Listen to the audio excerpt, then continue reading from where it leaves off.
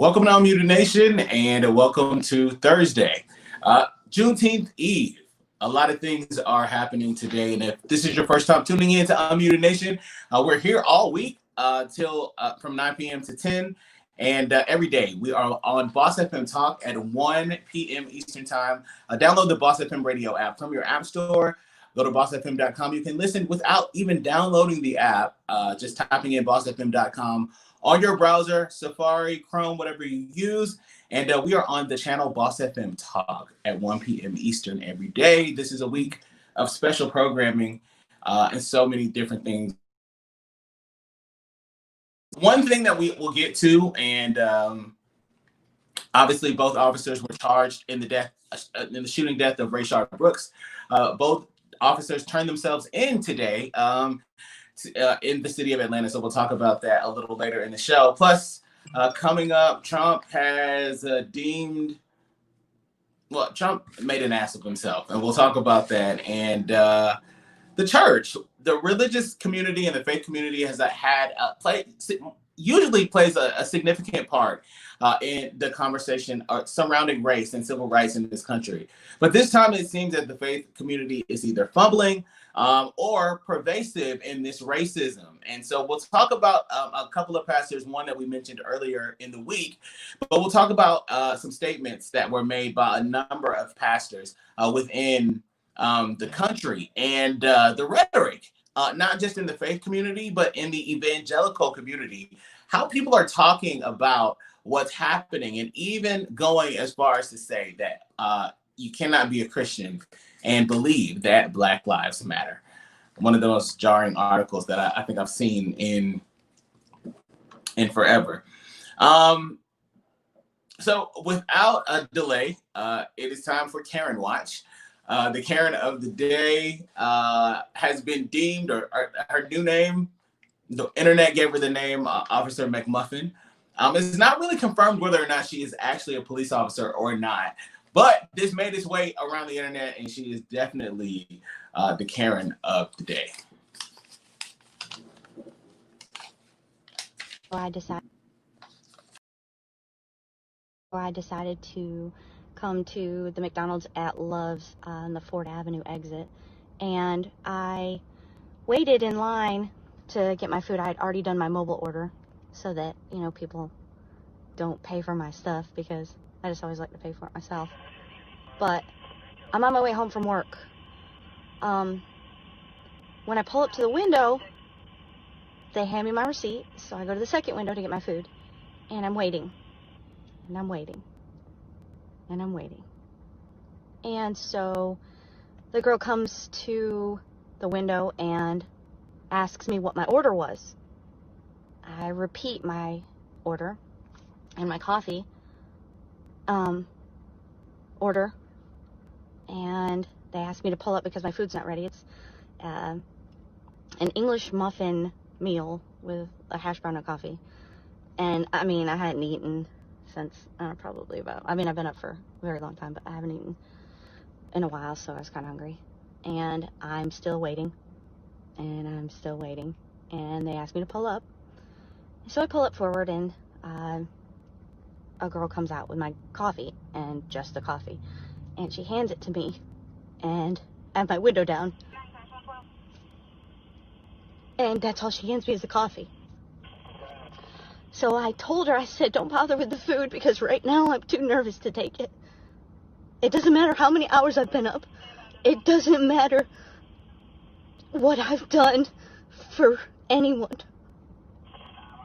Right now I'm too nervous to take a meal from McDonald's, because I can't see it being made. I don't know what's going on with people nowadays, but please, just give us a break. Please just give us a break. I don't know how much more I can take. I've been in this for 15 years, and I've never, ever had such anxiety about waiting for McDonald's drive-thru food. So just have a heart, and if you see an officer, just tell them thank you, because I don't hear thank you enough anymore. All I want is just my... Karen, Officer McMuffin, there's so much in that, Karen. And of course, if you don't really know what a Karen is, or you don't spend a lot of time on the internet watching videos and haven't seen Karens make their way, not just around the internet, but they are pests in the community. At Muted Nation, we started a segment called Karen Watch, and every day our goal is to spotlight a Karen, give you some information on a Karen. I don't know that I want you to troll Karen, but I think that reaching out to Karen and letting Karen know to stop Karening is something that we support. And so, Karen, a number of things here. I don't know. She looked more like the security company Securitas. She looked more like a security officer with a walkie-talkie on. So I think sometimes the internet, like I said, to my knowledge, at this point, it has not been confirmed that she is a police officer. The internet will put anybody in a service service uniform. Will make a police officer, but she's very upset. I was really confused. I didn't know if it was exhaustion. I didn't know if it was hunger. I know that it just could not have been the fact that she was a police officer and she felt like she was being, and the narrative works, right? I've seen it framed in this way, that she is playing the victim. And it's interesting. Like, that conversation is one that's happening in different circles around the country. And while there are a number of people that feel like the police need to be reformed, that things need to be changed, that we need to make some adjustments and some amends, there are people on the other side that think that police need to be protected, and these people don't necessarily know the law, but they have always been they've been rooted in believing that the police are here to protect and serve, and that they actually do so. We can go all day on that, but that is part of the reason that there's so much anxiety. And so the narrative is switching. People are wondering why people are so aggressive towards cops, and people that have not been paying attention to the years of this, whether you're 20, 30, 40, 50, in your lifetime, there has been a time that the police and Black bodies have been a problem. And so unless you've been ignoring it all of this time, where did this come from? Where did all of this frustration come from towards police? You have to have, you just should have been paying attention. You just should have been. That leads us to another conversation that we were having a few weeks ago, 2 weeks ago, when the Trump campaign came out and said that they would continue, amid the number of growing COVID-19 cases, that they would continue Klan rallies for the Trump-Pence 2020 campaign. The city of selection that was chosen initially was Tulsa, Oklahoma, for their first rally. And they had chosen the date June 19th, Juneteenth, which the holiday in itself has gotten lots of buzz, especially in the wake of so many companies becoming awakened to Black lives existing and enacting Black lives support towards Black Lives Matters organizations, or towards causes, or to HBCUs, Morehouse, Spelman, and Howard, as usual. But that a lot of that of just what we see when it comes to Juneteenth is changing. And so those of us that have known it and have celebrated it and honored the holiday will now be joined with a number of individuals and companies that have made Juneteenth a corporate holiday. New York State is going as far as making it a state holiday in 2021 and further. And it's something that we'll see go forward, in a number of ways. Donald Trump spoke today, and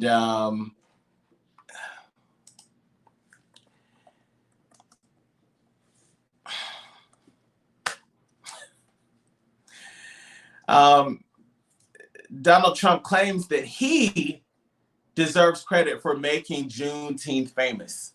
He says that most people didn't know what it was, or people didn't know what it was. So he's taking credit for making the day that slaves in this country were free something that he made famous. You have to be a total narcissist to attribute such an honorable, and I'm sorry, honorable is the wrong word, such a liberating day. Um, it's insane. And so um, there was a report earlier that Trump was actually told what Juneteenth was by a Secret Service agent, and he had no idea that such a date existed. The truth about Juneteenth, for those of you that still don't know what it is, and it's not uncommon for people within our own community not to know what it is, but it is technically an unofficial. For you, let's make it official. Like, call it. It's a holiday in America, and it's officially a state holiday in the state of Texas right now. It's the only state that Juneteenth is an actual state holiday. It's celebrated on June 19th, and it really commemorates the freedom of the slaves under General Gordon Granger. And it was June 19th, 1865, a holiday that's celebrated everywhere, and really in Black communities everywhere. And now we'll see it more widespread. I've seen a lot of angst and frustration about it becoming a national holiday, and that going into the pile of kente cloth and street names. Thank you, and thank you, and thank you. But will the policies change? Those are the questions that people are asking. Are we going to see policy change? Are we going to see systemic and systematic changes in our communities? Like, what else are we getting aside from trinkets and street names and proposals that are not really considering Black communities at whole? So for Donald Trump, anyway, to take hold of that holiday and make it his own and kind of take it to a place that I feel like only he could take it. I don't know many people that can sink as low as he sinks. But I think that more than anything, what we all should be focused on is November. We've got an election happening in November, and there are still some primaries happening in local cities. So if your city is one of those and you haven't voted for your primary yet, it's important to just make sure you are involved in that election process. All right. Looks like we got a comment from a free Black man. He says no one was talking about Juneteenth before. That's actually true. I think it's something that we have talked about. And I made a post earlier. My mother was very instrumental in my understanding of Black history and Black heritage, and how intricate it was for the American fabric. And so I learned of Juneteenth as a kid, and it was something that was referenced, and my mom talked about it, and it's something that I just assumed it was one of those things, kind of like you tell Black children, when you see a cop, but the things that happen in Black households, I just felt like it was one of those things. But we do know that American history often has been scrubbed and whitewashed to really not just demean, but diminish the presence of Black existence in this country or in the fabric or the building of the country. So excellent point.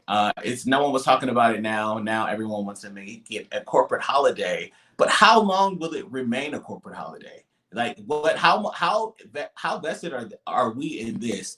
And are we serious enough to really hold these companies to the fire? If you made it a holiday, oh, we just did that for 1 year. Yeah, because everybody was hype about it. But you guys, us, the Black community, we're responsible for holding them to that. Switching gears, the faith community. One of my favorite things to, I guess, talk about. Lots of debate about the faith community at large.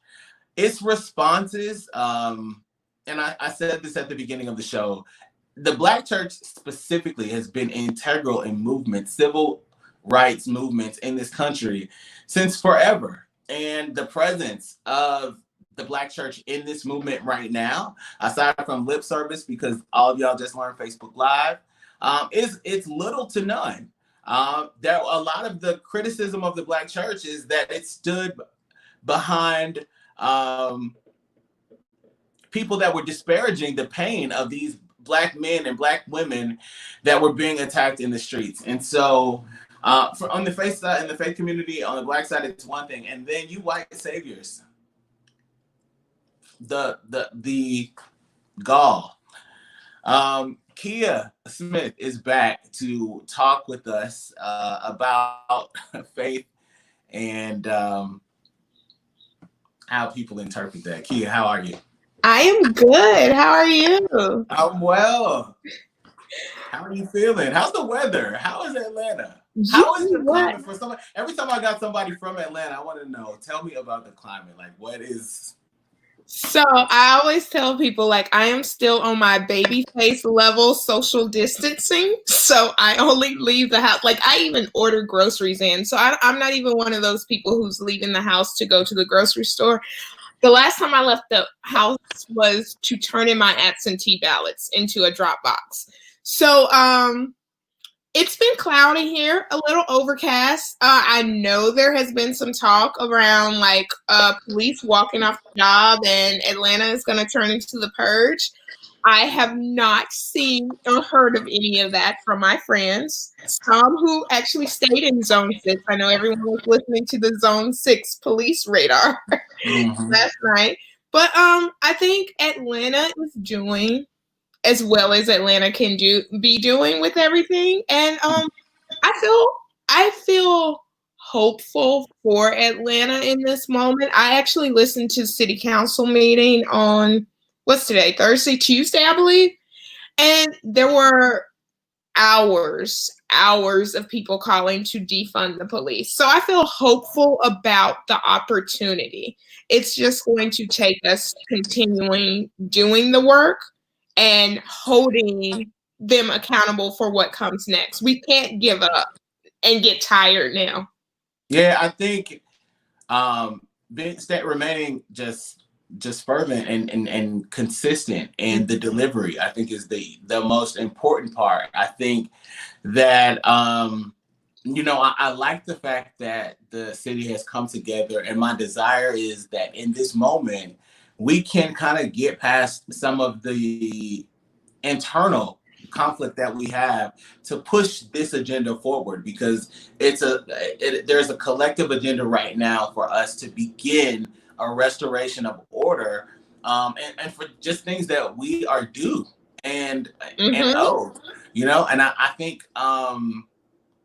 think that unlike previous generations, and up through me, because I'm like, I don't know how many times I've heard in my lifetime that, oh, this is a once in a lifetime type of situation. Like, I have lived through like 5. So, and I think there's a generation that comes in now that they feel it in a real way. They are strongly opposed because of the fact that they never are really into harm or labels or all of these things that surround, like, you got this generation that abhors all of that. And then you have these people that are obsessed with them, to the point of where they'll kill you based on a certain label or a color or that. And so when in the intersection of these two meeting in the way that because I've seen some things from, like, even pieces that I've read and them leading marches, and a lot of it in, going from people that were like eating Tide Pods to standing, in front of a crowd and leading a march. I feel like I was definitely skewing towards having no hope for these guys. I was just going to talk about Gen Z. I saw this amazing tweet that was like, I was worried about you guys. Y'all were eating Tide Pods, but now y'all are like cussing out your racist uncle at the dinner table and recording it and editing it perfectly. Y'all aren't afraid to like body slam a cop. Like, y'all are really out here doing this. They really, but you know what? It kind of goes back to who they've always been. I kind of remember a lot of them, and I was working with kids around there, like, they didn't care. Like, the suspension was like, well, I had it coming.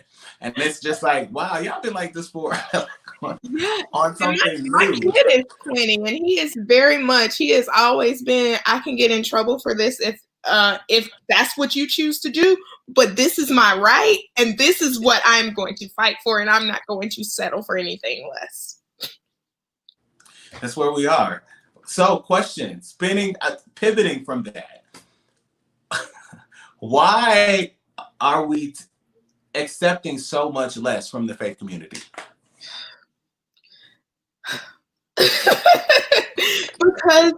because we're used to it. They're giving us what they've always given us, and it has been good enough in the past. And because what the faith community says is so tight, we've been taught not to question it, not to question God, not to challenge or push back, because our salvation is attached to us accepting this. A lot of people don't have the language or the understanding to even start asking questions about what they are doing or what they are saying. They take it for what it is, as a message from God, and they run with it. And that's dangerous. Yeah, I think, and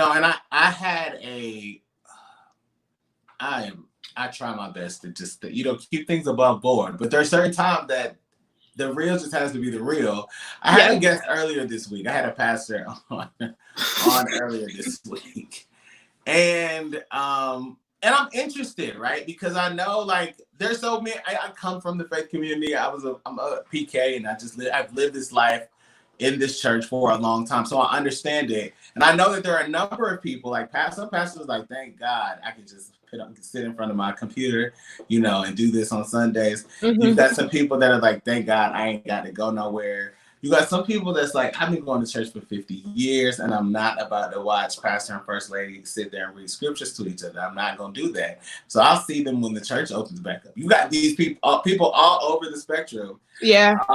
And then you wonder what, like, you have this generation that's passionate and actively leading a movement and leading this charge and leading people fearlessly.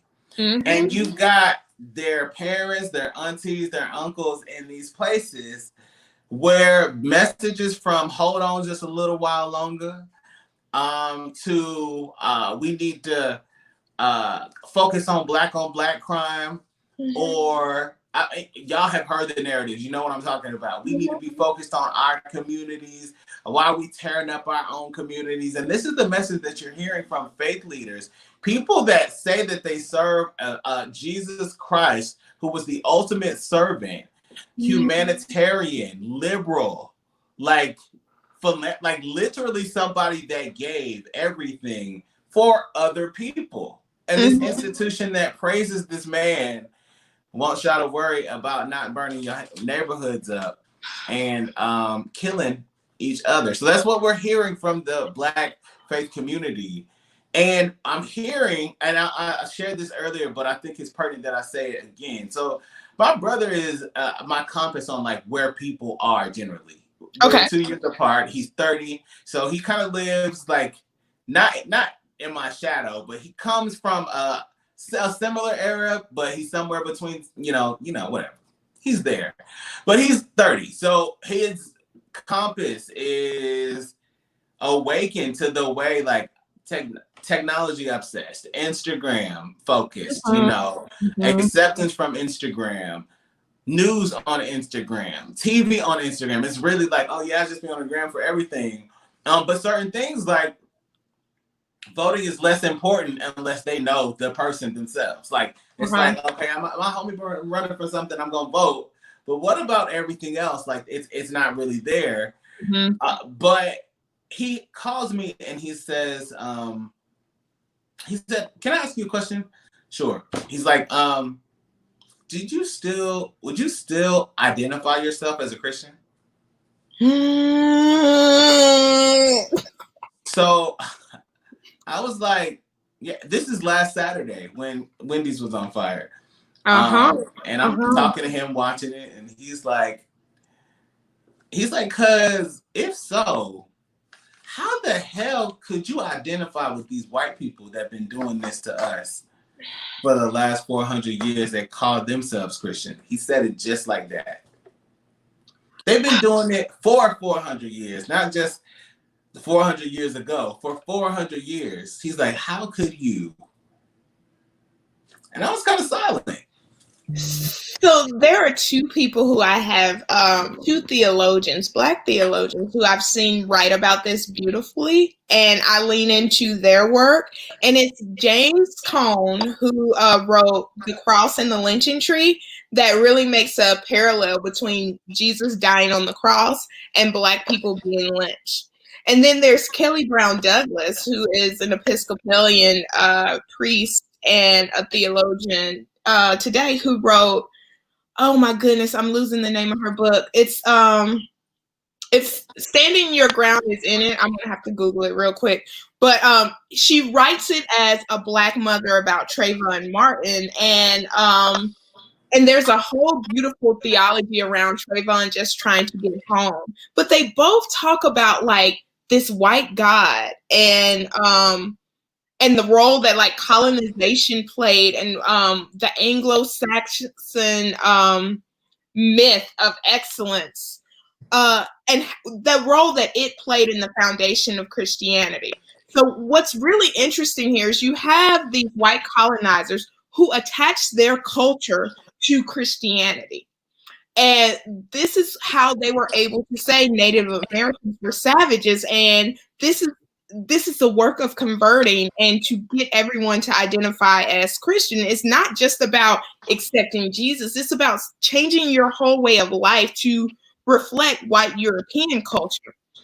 And what's interesting is they tried to do this with the slaves, but or enslaved people, but in West Africa, and like we have to understand that these slaves or enslaved people. I'm sorry. I'm trying to unlearn using the word slaves and replace that with enslaved people instead. So you have these enslaved people who are coming from different African nations, but they all have this idea of a transcendent God. And the transcendent God that they understand is very different from the white God that their masters are trying to give them. Yes. And there is this idea, like the God that white people try to give Native Americans and enslaved Africans was nothing more than a slave master sitting on a throne in heaven. And unfortunately, a lot of the Black church has been influenced by white evangelicalism, which a lot of what we see on TVN, and like my grandmother stayed in a small town that didn't have cable until I was probably like 13, 14. So I remember TVN and all of these white evangelicals playing in her house. So a lot of the theology that we have accepted as the norm comes from white evangelicals, comes from a God that is nothing more than a slave master sitting up in heaven telling us what to do. Yes. And you know, I have a lot of people don't look into things like this, and like there's so many things that people that have been in church their whole lives just miss about the Bible.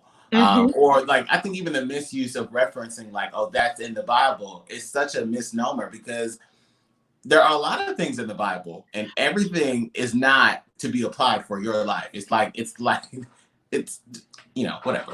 But I think you're right. The evangelical movement, and even the notion, my response, I didn't have much to say to him, but what I said to my brother was, the problem is, in so many ways that we've been taught, I didn't want to use the word Western, but this Western view of Christianity, that that Jesus is like more like a genie.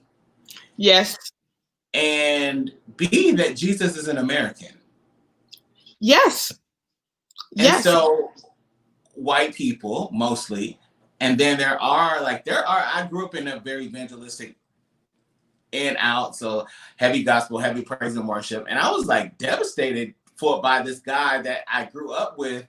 I'll just say his name because he's ultra conservative, A1 fan of Candace Owens, and he was like, she's so articulate, what our Black women need to aspire to be like. She is the role model. she A black man? anyway, his name is Ron Canoli. He was like a huge praise and worship dude in the early 90s.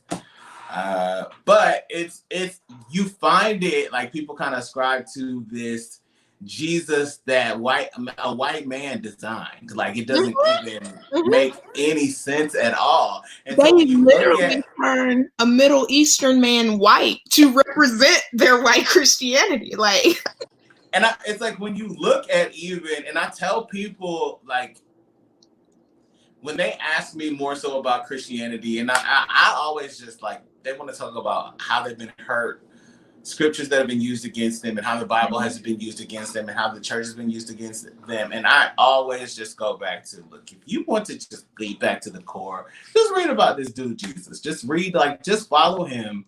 Look at his walk and what he did, how he interacted. And so what you didn't find was him, he wouldn't be reopening a country right now. Let's just, I'll put it that way. He was so concerned about people and so corrective to church people and politicians that were leading people astray. That was one of the main things that Jesus was always pissed about, was people kind of mistreating people.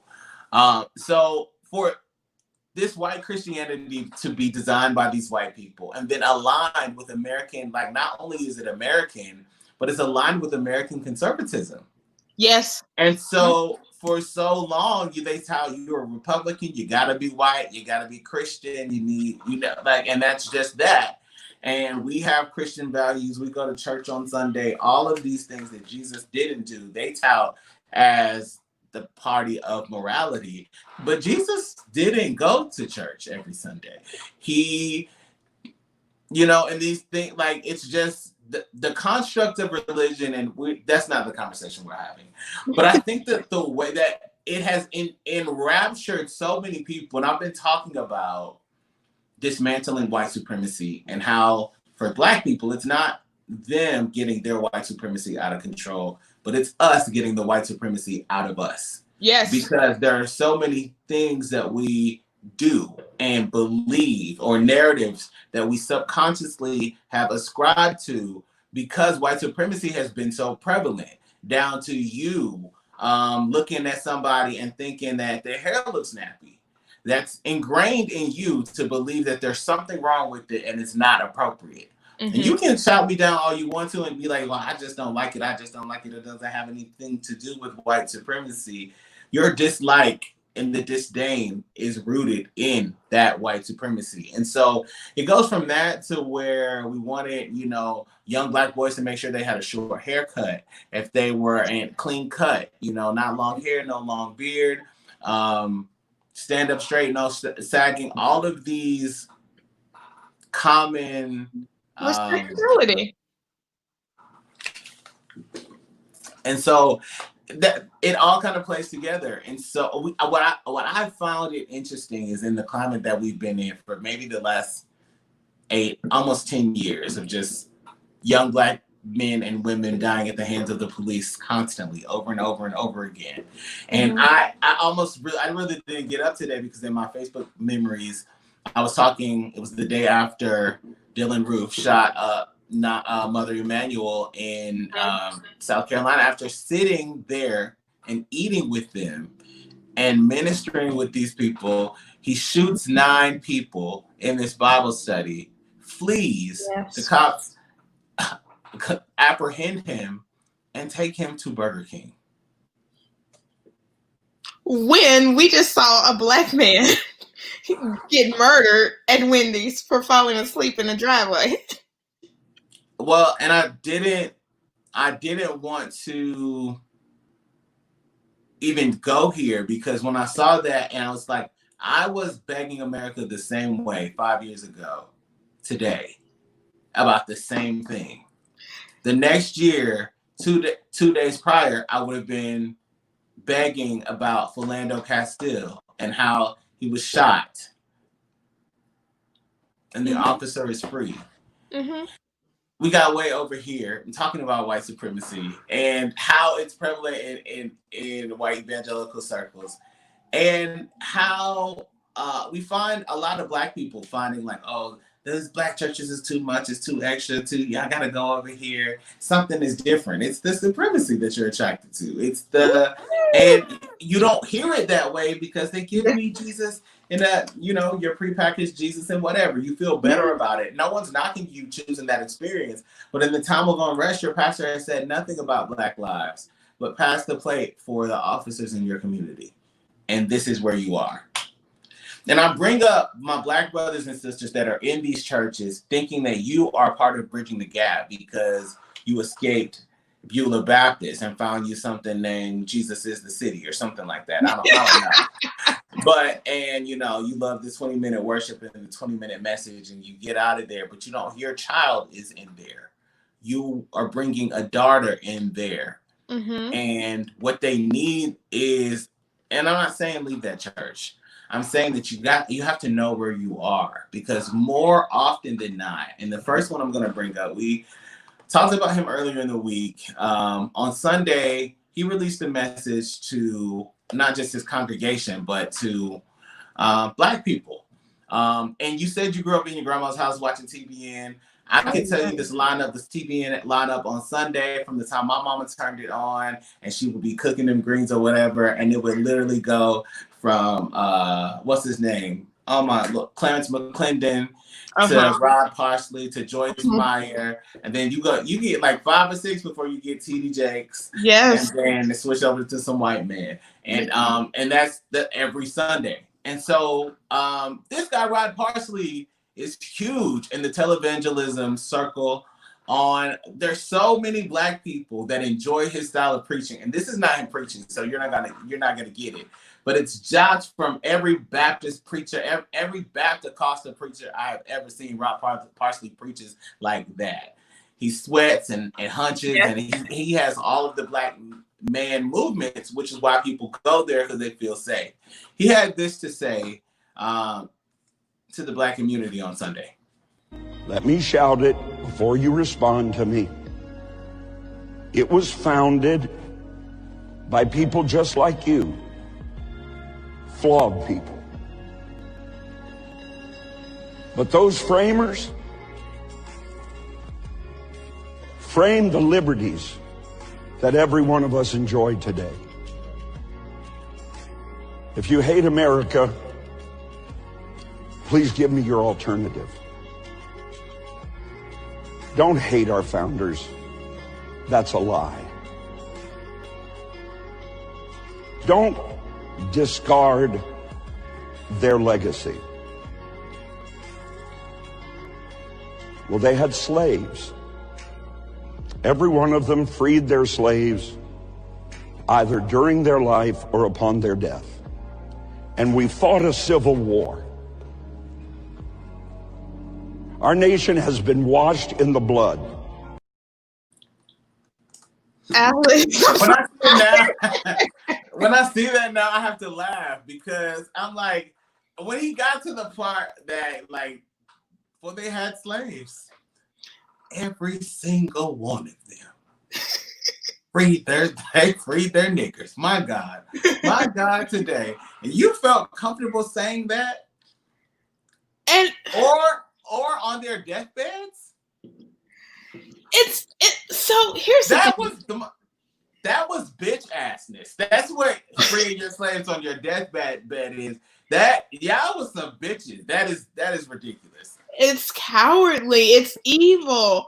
And there were so many things that popped out. I was actually looking for a notebook so I could start jotting down my thoughts. It's because it was just getting worse and worse and worse and worse. And it's like, are you unraveling, and you're just going deeper and deeper and deeper. We fought the Civil War. And here's what you have. You have a man speaking from a place of privilege, because his ancestors never had to be enslaved, never had to be treated as less than human. And what I will say is that on paper, America looks really good, other than that little 3/5 part. We got to get around that 3/5 part. Ideally, if the Constitution, Black person, you were at one point considered 3/5 human. of a person, And that was only so that the person who owned my ancestors could get more rights, because the rights didn't even go to that 3/5 of a person. That went to the person who owned it. you. So what's interesting about all of this is, like we talked about earlier, like you can find anything in the Bible. Good, bad. Some of it's good, some of it's bad. Like any point you want to prove, you can find a verse in the Bible to pull it out. And To supplement your bullshit. yes. But the one thing that is consistent across both testaments, across time, dates, authors, and cultures, because there are numerous cultures in the Bible, is justice. And that is completely what he's losing there. Like, what's good, what's on paper is good if it's applied fairly. But we are here in this moment because it has never been applied fairly when it comes to Black people specifically. And it has never been applied fairly when it comes to Native Americans. It's honestly never been applied fairly when it comes to people of color. So for you to say America is the best thing that we have, you're saying that as a person who has always had every right and protection that is put on paper, but you have Black and brown people who have never had that protection.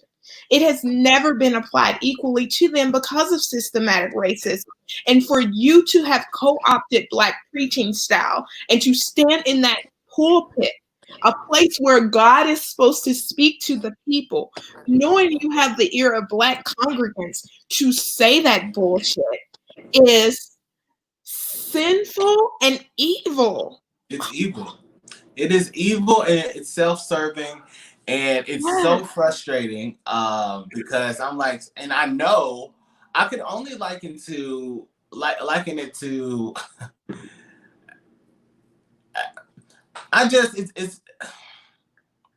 it's frustrating for me to know that there are Black people that are going back because, like, you know what, Pastor, you said it. It was rough, but you gave it to us straight.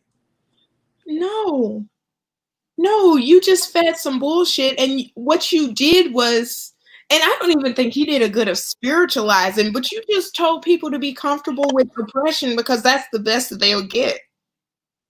And I guess, and don't be mad at this country, right? Because he said, give me the alternative. Well, the alternative in your white viewpoint actually doesn't even matter. First, it doesn't even matter.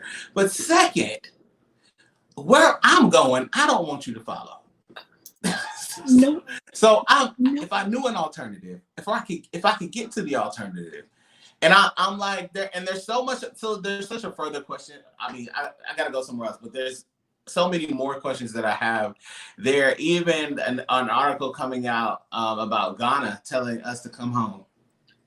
Woo! We done got to the place that Ghana is saying, come on home, come on.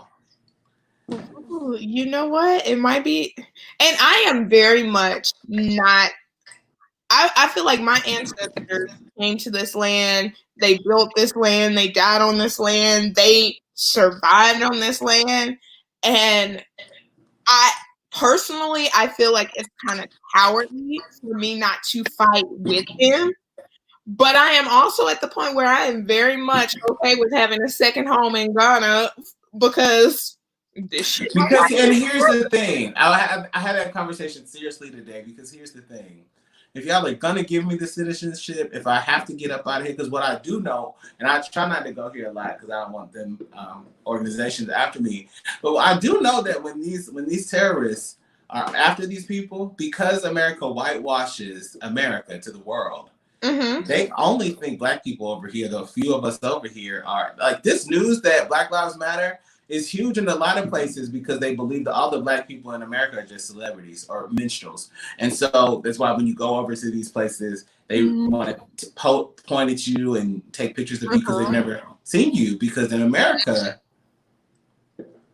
I mean, even in our movies, guys, there's so much research out there, but if there's a Black lead and there was a white B-list celebrity in the movie, on the overseas cover, the white man takes the lead on the box. And it's just so much of that. With that whitewashed culture, it's not just the preachers that are appealing to the Black community, and what the Black community, how the Black community is just being complicit in so many. The Black faith community is being, because the justice aspect must come before you policing sin, because Jesus didn't even police sin.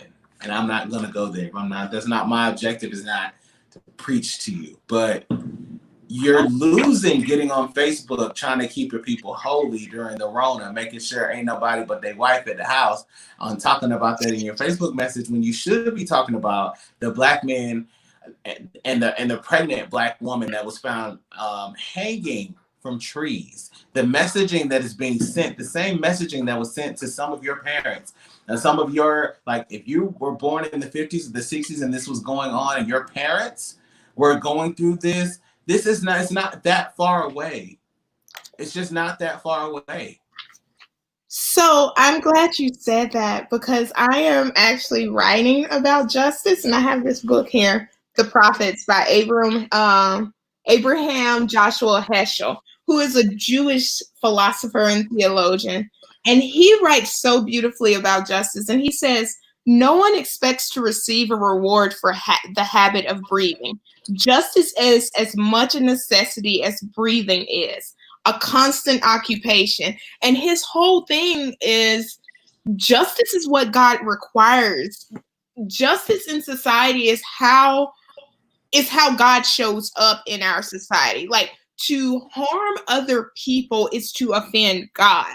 So for the Black church and the white church to be so silent, so complicit in Black folks being murdered in the street by the state, it is sinful. There's nothing else to say. There's no other way to put it. It's harmful. And I've been having this conversation, and everyone talks about how prosperity gospel has changed our understanding, our theological understanding of what church should look like. And we are so caught up in feeling good and doing well that we have completely lost the justice aspect of our theology. And that's what Jesus was about. That's why Jesus wasn't caught up in what we today call sin, because Jesus was about justice for the poor, justice for the widow, justice for women. And we have lost that. So we put a system around it. We put a system around a free man that was bound and called to free people. Yes. And then we built a system around it and added a policing system and a sin system, and I would argue that in this country it's been gone from a lot of places for a long time. Mm-hmm. I never equated until I knew Jesus for myself, I never equated the title evangelist as somebody that spread the gospel. It was just some lady that had it in the church. And she couldn't be minister, so she's evangelist. Yes. Yes. But at the root of evangelism, which is why I'm very frustrated with America accosting the word evangelical, because to be evangelical is to really do the greatest commission that we were gifted with. But what these evangelicals do, what this is, and that leads me to the pastor of a church in Atlanta, who led a huge, I've known this man since I had to be like 10 or 11, like, and known his ministry and follow. If you are on the Caucasoid side of worship at any time, I don't know why that word came to my mind. The Bezier side of worship at any time. And if you remember like the early 2000s, the Passion Movement, he was really instrumental in that. He had a gospel rapper, holy hip hop rapper. I don't know what they call him these days. I'm not listening to that. But this guy Lecrae, he's popular on the gospel circuit, and the pastor's name is Louis Giglio of Passion City Church in Buckhead, and he's explaining, he's trying to explain how white people should feel because of the sin of slavery, and instead he said that slavery. Well, I'll let you guys hear it. It's interesting because I feel like on the inside of the church, we're fighting this historical context you talk about. In other words, we love the blessing of the cross, but we don't love to sit in it and realize this is what God's asking me to do, to die to myself and to live for him, whatever context that's going to look like for me. But I want to flip that upside down, because I think the other side of it is true with our nation's history. We understand the curse that was slavery, white people do, and we say that was bad, but we miss the blessing of slavery, that it actually built up the framework for the world that white people live in and lived in. And so a lot of people call this white privilege, and when you say those two words, it just is like a fuse goes off for a lot of white people, because they don't want somebody telling them to check their privilege. And so I know that you and I both have struggled in these days with, hey, if the phrase is the trip up, let's get over the phrase and let's get down to the heart. Sure. Let's get down to what then do you want to call it. And I think maybe a great thing for me is to call it white blessing, that I'm living in the blessing of the curse that happened generationally, that allowed me to grow up in Atlanta. And you talking about being 57. If you were 57, I can't imagine being that old, Dan, and being 57. But I've said to our church, Lecrae, a few weeks ago, when I was born, the day I was born on Boulevard at Georgia Baptist Hospital in 1958, black people did not have equal rights in this city. Not my grandparents' lifetime or their lifetime, in my lifetime. This is right now, what we're talking about today. And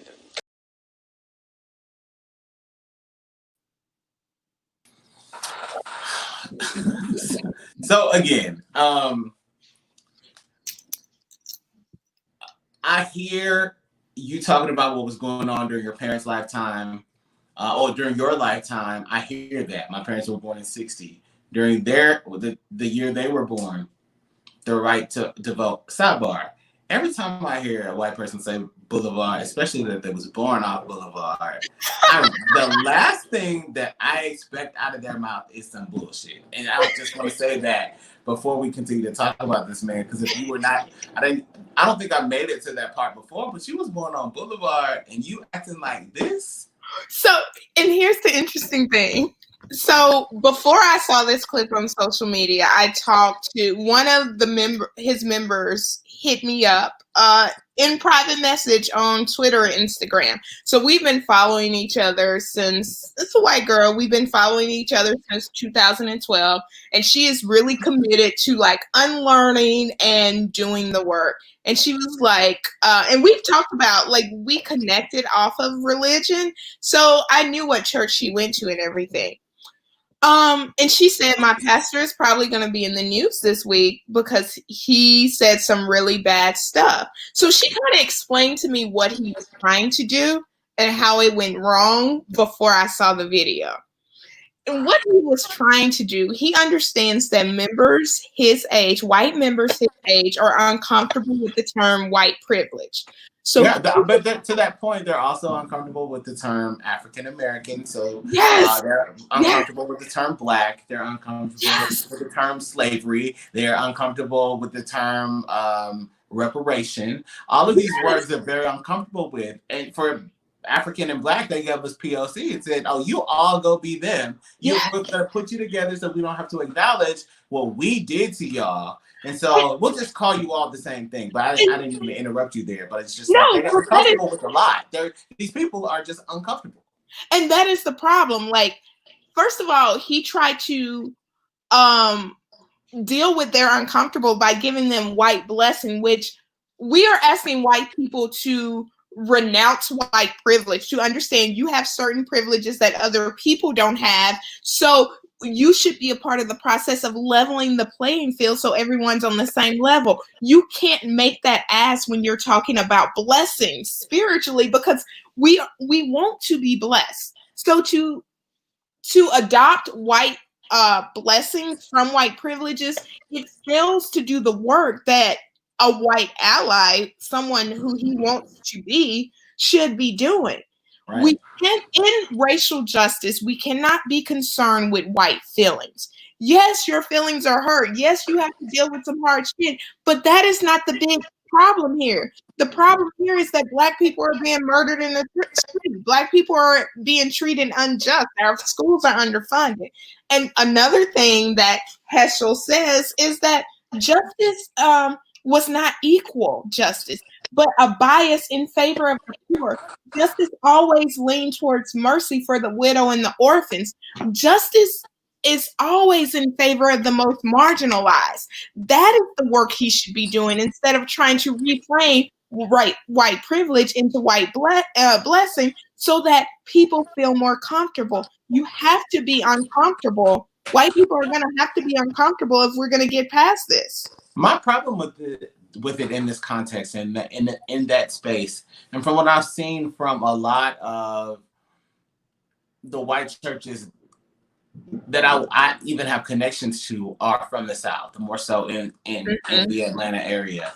And while they've been very vocal with movements, it's been disheartening to know that you now want to lead. So now you didn't want to acknowledge. First, you enslaved. Let's talk about that. You don't want to be connected to your ancestors that did that, but you still want their monuments up. Help me understand. But so first you enslave,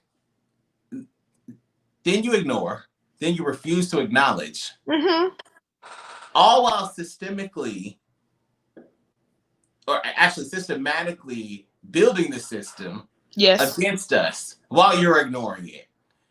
Now you're nervous because we're vocal, we're pulling up, literally, and we're not backing down. And so you wanted to acknowledge it, and like I can't shake it. Like last year in America, Americans everywhere was like, I did not know that a gay could have this much pride, because June 2019, every state, every company, every brand turned into a rainbow.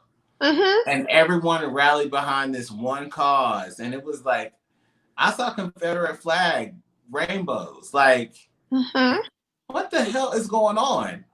And this all felt eerily similar to that. People so excited, out dancing in the streets. You know, I can't get over the dancing with the police during this cause. I can't get over it. It reminds me of Sister Act 2. And while she's out in the street collecting money, I don't understand. I just can't get past it. There's a meme going around that says anyone who dances in the street with police is an op. Like, you are there. You are advocating for them to do better. They are not your partners in this work. They're not here for you. They're not at all. They're not here for you, and it is a huge thing. I mean, this is a good point to transition, because I don't know how many, like, and I made the decision, I got to keep saying this so I stick with my decision, that I'm no longer explaining Black Lives Matter to anybody. I agree. I'm done with that. I also am very frustrated with our people that, and some of it I understand, and I'm going to explain this, that are so heavily influenced by white supremacy. Now, there are some Black people, and some of you Black people, you're going to see this. You're going to know that I'm talking to you. You are a Black person that ascribes to white supremacy because it works for you. You've also gotten comfortable with how they approve of you, and you have made that the standard for your life. Because it's the standard of your life, you live within their demands and their requirements. And anything counter to that, just like they feel, is ghetto, for lack of a better word. And so you are, the word Uncle Tom may be dated, but you're just,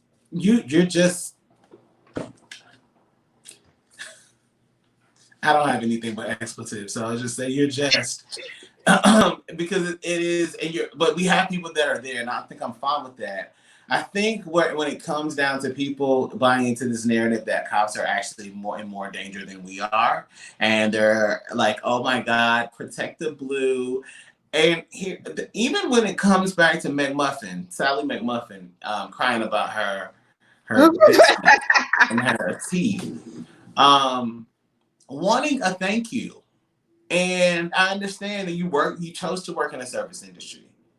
And while I think all service people, we should be grateful for them, all service people working are working. It's your job. These police officers, their job is to protect and serve. That's literally the job. It's not to exert force or to instill fear. And so the moment that you fix your mouth to say to me, well, you don't resist the cop, you don't question an officer, that's a terrible narrative because it's not true. It's not. The officer is just as subject to the law. It's subject to the same laws as you are. The laws are just as enforceable. And so what's disgusting about a lot of people have been frustrated with the DA and says that he was grandstanding or he's thrown frivolous charges. What DA doesn't? What we're not going to do in this case is spotlight something that he's doing, even if I agree that he's doing it, because it's done constantly.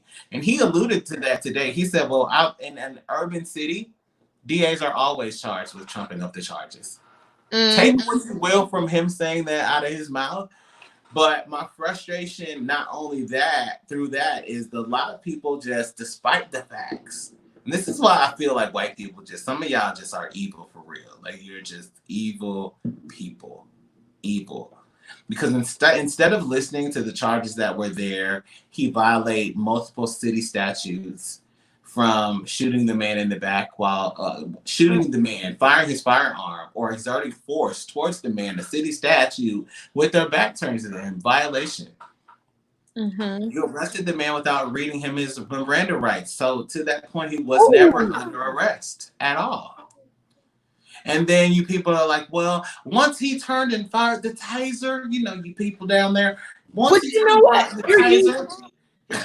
I know Black people who have justified, like, I'm from Alabama, and I have seen Black folks who I grew up with in a town where the police would have did the same shit to them, defend what happened to Rayshard. And I think that goes back to your point of like how we've internalized this white supremacy. And he had to have done something. That's what we immediately think. And it's so bad. It starts with us thinking that something when the bowl is broken and you're looking at your 3-year-old and they're like, they really didn't do it. You're like, well, you had to do it. It's that deeply rooted because I know you bad. Because you're going to be bad. Bad is in you. That's a white supremacist ideal. And you're not arguing about Black Lives Matter. I am not arguing with people who are trying to explain why it was okay for the police to murder down another Black person. I am at the point where we have to build better systems so this doesn't happen. Rayshard never should have been shot because the first thing should have been to get him medical attention. If that man was passed out, he's either sick or too drunk and needs some fluid. The police weren't needed. Huh? I said the police weren't needed. They were not. He needed assistance. And that's what should have happened. So we need a 911 system that is not trying to lock people up, but is trying to get people the help that they need. And then I saw what broke my heart was a video that he recorded, I think 4 months ago, where he talked about being on probation and being caught up on the system. And to know that, like, that is why that man ran, because he was already caught up in the system. He did not want to have to go back to jail or prison. He wanted to be with his wife and 4 kids. And we deserve systems that allow people to do that. So I'm not even interested in having a conversation about why it was okay for police to shoot a person. I'm only interested in the conversations about building better systems so that our families so that Black people can stop having to deal with this traumatic loss over and over again. I agree 100%. I think that the system is designed. I said one of the main things that I noticed, like I get the question often from people that start to fall into politics. And since I moved, they'll ask me like, do you really feel differences between living in a blue state and a red state? Mm. And initially they're like, because I feel like it's generally the same. And I said, I've lived in 2 red states, but I spent most of my life living in a southern red state. And I said the main differences that I would say, and I would never say that the NYPD is flawless, because we know that they're not. I would not say that they don't have some really screwed up policies, and they've been directed historically to do really terrible things. Would never say that. But the main thing that I noticed between the systems here and the systems from where I'm from is that red systems are designed to criminalize people that are not criminals. Yes. And so the fact that you can literally, and I know that Mayor Bottoms has changed a lot of this inside of the city of Atlanta, but in Metro Atlanta, I know that you can get a speeding ticket, miss your court date, a bench warrant will be issued, which makes you a criminal, because if anything happens, they will lock you up. You are locked up until you can pay. And if you can't pay, you're put on probation. You're on probation for a moving violation, for speeding. You are on probation for speeding. That is not normal. Again, this is systems that we let run rampant. That's not normal that you can be on probation. And so a system that seeks to criminalize, whereas there are a number of reasons that the police will accost you, including black skin, appear. But the goal to to create every little thing, anything that should be a fine or a warning, make you a criminal, that system is what's broken. And so in that same line, talking about broken systems, when we look at a police department and people, and I say it like this, if you called out of work, Atlanta Police Department, Fulton County should have terminated you today. The reason that you should have been terminated today is that you were AWOL. You were AWOL based off of a decision that you made and an oath that you are insinuating that you were refusing to protect. Because if you walked off the job because you felt like the cop was being railroaded, you have never walked off the job after your police department has been incriminated in the killing of an unarmed black man, if you have not walked off the job then you are complicit in this, and you are against Black lives. So I don't give a damn if you have a black child. Don't you try to say Black Lives Matter, because they don't to you. If you're one of those officers that walked away because you're more concerned about the system holding you accountable, if you kill one of us because that's what you did, you ain't shit. And that's what it boils down to. It was all this talk yesterday when people were walking off, but I saw a tweet that summed it up perfectly. And she was like, my neighborhood is peaceful for the first time in a long time. And we really have to deal with that. Like, that's like, we got a tweet from, now I'm blanking out. But basically, in that tweet, he's alluding to 50% of the of the Atlanta Police Department calling out. And in my mind, I was like thinking to myself, the city was probably the safest it's ever been. Exactly.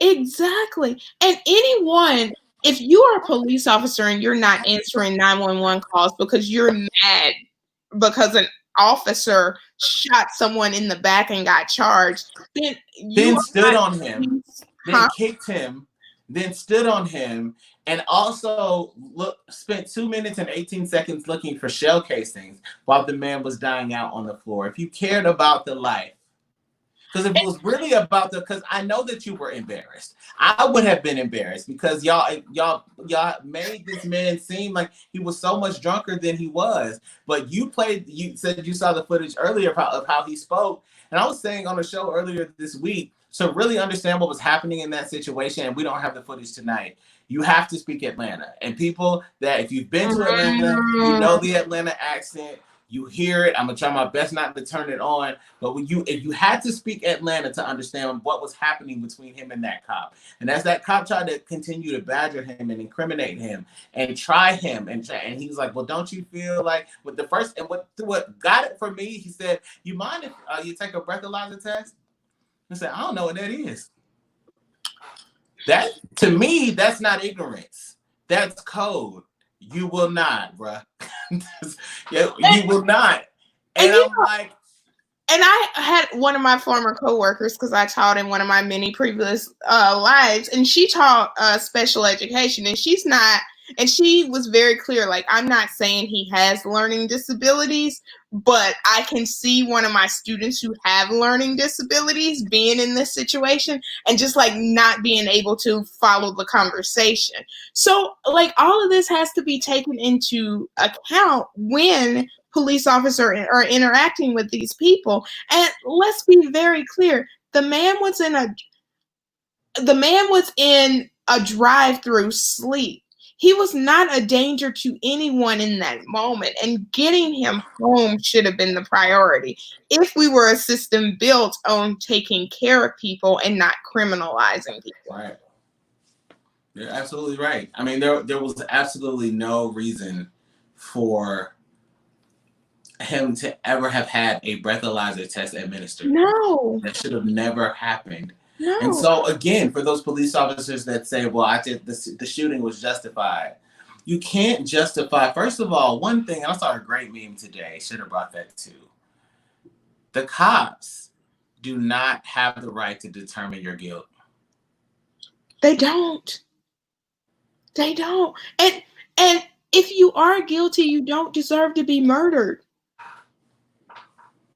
So we have to be, because we have, for so long, we have been okay with, oh, well, she did X, Y, and Z, so the cop had every right to shoot. We're the first ones to say, well, he shouldn't have, or he should have. And we have to stop making excuses for police abusing us. We can't do that. We can't justify their behavior anymore. Because just like they want to say, I want to get home to my family, so does the person they're pulling over. So does the criminal they're interacting with. Like, it does not matter. Everyone should be getting home to their families. That's what we should be. None of those lives are more valuable than the other. Right. And it's, but in this country, there are lives that are more valuable, and they have been more valuable. And so it's heart-wrenching for me today, like when I saw that I wrote a post about Mother Emanuel, and then I wrote a post about Philando Castile. And I'm in the same vein, I'm saying the same things. I'm literally saying the same things. And I think I'm raw when it comes to these situations.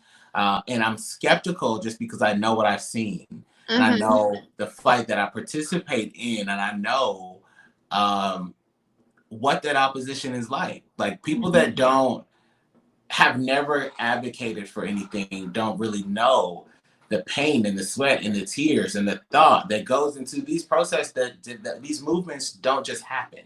There are people that are really in complete thought and tolling over trying to figure out how to make this work and how to make it effective. And we have to, going back to what you said initially when you joined tonight, we have to stay focused, and we have to keep this fight passionate. We have to keep focused, and we have to listen to each other. We have to listen to each other. There's no reason for you to be disparaging or, hugging in bed with your oppressor because you're comfortable with your position.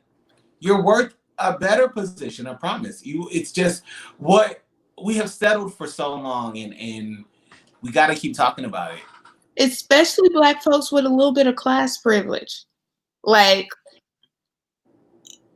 we have to be as active in this fight because we have taken our little bit of class privilege and put on our brunch boots and gone to brunch and been okay with cutting certain Black folks out of our safety nets or whatnot, and we can't be okay with that. We have it's literally the same thing, from the brunch boot crew to I'm on flights. Yes. You know who you are. Yes. And you are complicit in the treatment and not being vocal in the little things that we can do, that I'm encouraging people to do, like show up. I probably said go to your mayor's office every day this week, and I'm going to say it one more time. Go show up at that man's or woman's office and let them know you want a meeting. Yes. Do the And work. tell them what you want. Tell them that another part of this is that we have not known or understood that we can also make demands. And want something that affects more than you. Want something that benefits someone who is more marginalized than you are. Because here's the thing, to show up at the mayor's office, you have to have a little bit of privilege. You have to understand how the system works, have some like academic social privilege. You have to be able to take off work to do these things. So when you show up, you should not just be talking for yourself. You should be talking for those who don't have as much privilege as you do. It just is what it is. I think, what are you hoping to see in this case? What type of justice are you looking for Rashad? You know what?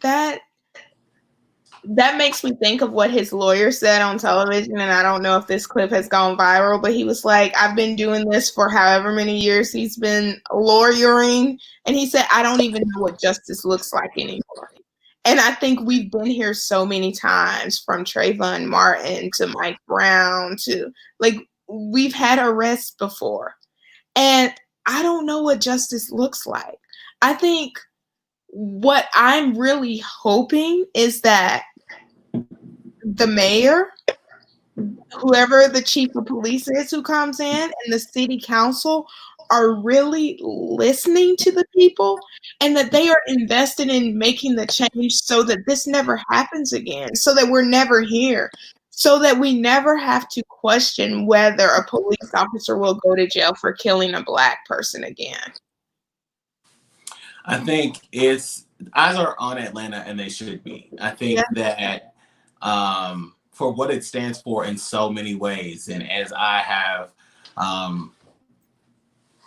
I've received support and criticism just for my thoughts on how I think things have been handled since there's been unrest there. But this specifically coming to the forefront in Atlanta, I don't really think that there were any choices here. You can say there's not a city, and I don't know if there's a big white city that white people look to in America, and that's like, that's home. They salute to it. It's home. But for Black people, Atlanta is it. Yeah, that is a place that people look at, and whether they want to live there or not, it's an experience that you never have heard any Black person say that they don't want to go. Right. Like, it's just not a thing. And so what it represents, and I was explaining this to someone else because they're like, well, and I'm like, I'm an equal opportunity accuser. Always have been. Always will be, I got some flack just because some people were thinking, okay, we don't hold. And I'm like, I agree with we. Let's not talk about me, because I was just accused of it. We don't hold women to the fire. We hold them to the fire more extremely than we do men, which is a perspective that I understand. I think the criticism is appropriate for how the media even frames it.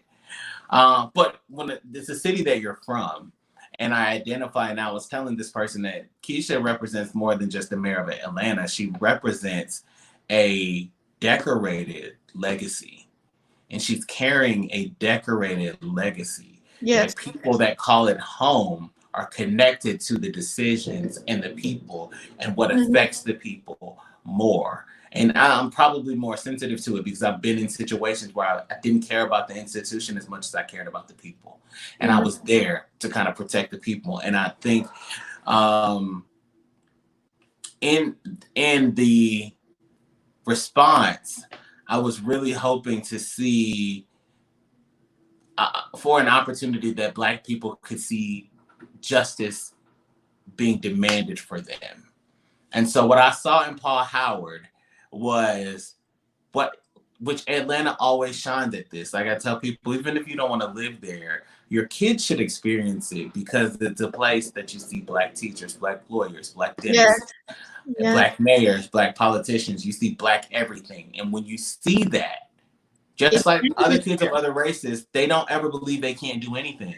Yeah. We're the only race of people that has kids like, oh, I can't do that.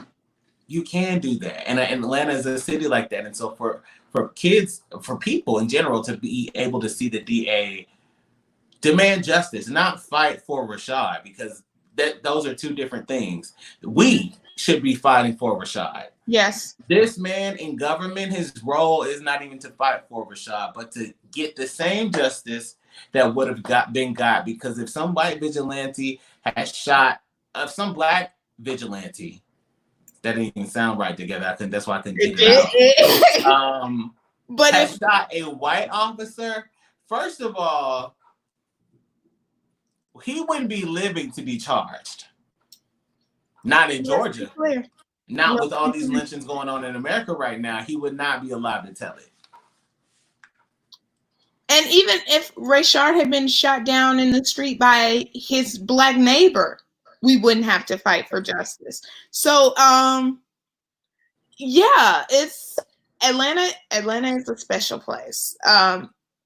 And it is why I wanted, all the reasons you said are why I wanted to raise my son here. And Atlanta has a responsibility in this moment. And it's a hard place for a Paul Howard or a Keisha Lance Bottom. It is. It's a very hard place because you are the mayor and the DA of all of these people. Yes. But you have a responsibility not only to that city, but to that city. Like people that city is at the heart of who they are. And that the requirement is there. Like if black people don't have Atlanta, what do they have? And because of things that have happened, we might not always have Atlanta. Like Atlanta could very much change. It's very close by the next election season. It's so close, and it's so sad for me. It's so close, and it's something that we have to keep talking about. And I've talked about it with you before. I'm so passionate. Like we sleep on things, and I just don't understand how Democrats get this bad rap, because we are the pushover party, because we really are. I was telling somebody, I know we got to go, but I was telling somebody that the city of Atlanta if things had been flipped and it was a white Mecca, and black people wanted to break away, and they started having the votes to break away. If Atlanta had been run by Republicans, those black people may have gotten the votes to break away and create the city. But the problem with Atlanta losing its power to Sandy Springs and Dunwoody and Brookhaven and all these places that have broken off, and these white people that have left, more white flight in town. It was in town white flight. To build their own cities. What they have to do is, because they don't have their own utilities, they have to contract through the city of Atlanta. So Brookhaven has a mayor and a police officer, police department.